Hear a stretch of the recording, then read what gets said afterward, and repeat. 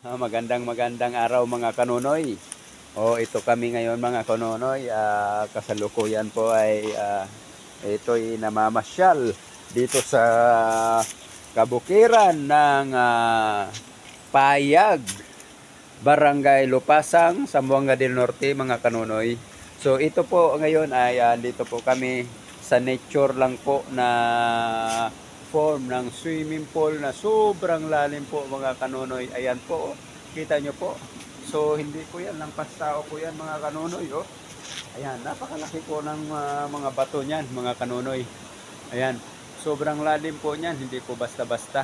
Pero ito po ay nature, gawang nature lang po yan.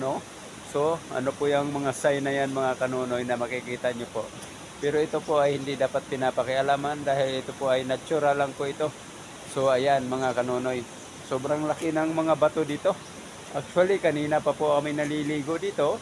So pauwi na po kami. Kaya lang, ayan po kung makikita nyo po, yung mga naglalakihang bato po, sobrang laki po niyan. Ay matagal na po yan. Bata pa po ako, ito na po yung form na yan dyan. Nakita nyo po. Ayan mga kanunoy.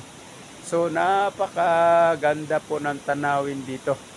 Kumbaga kung maliligo po kayo dito ay sariwang-sariwa po. Yung tubig dito, fresh na fresh po.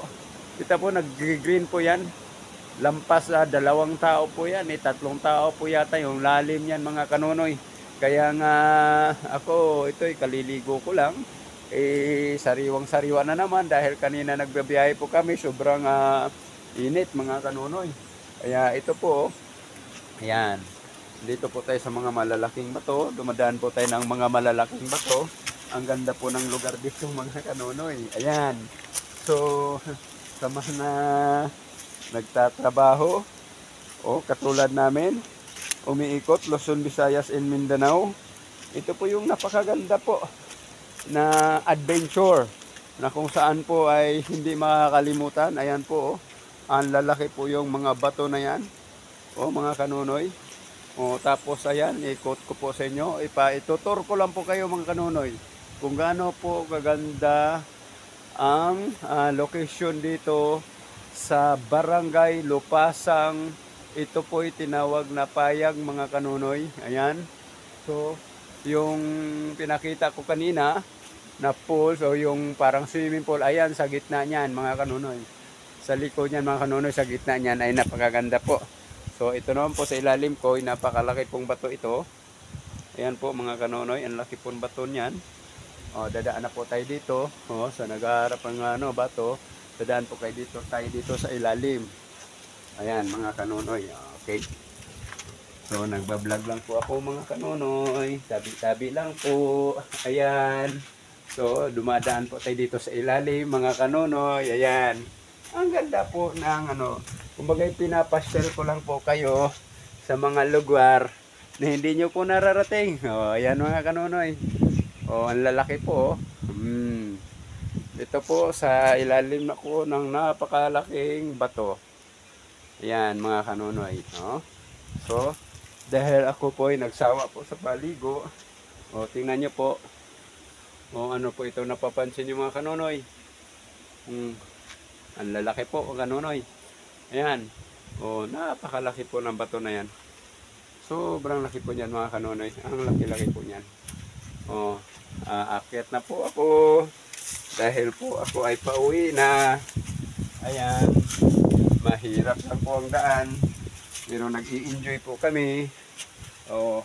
Sa mga bantay, maraming salamat po sa mga pag-iingat. Ayan. Aakyat pa ako kanunoy.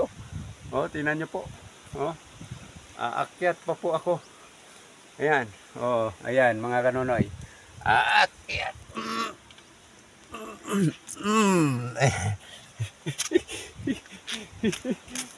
Di ba? Dito tayo. Imagine mo, yung background, ang lalaki po ng mga bato na na pagdadaanan po namin.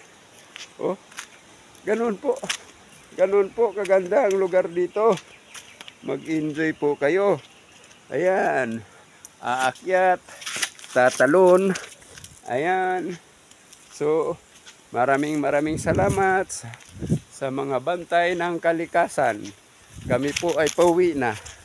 Ayan, dahil po tapos na po kaming naliligo. Ayan. So maraming salamat sa ating lahat. Abangan ang susunod nating vlog. Tayo ay nagpapasyal-pasyal pero mayroon tong kasamang hanap buhay mga kanunoy.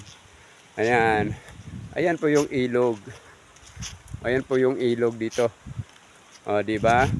So pauwi na po kami. Thank you very much.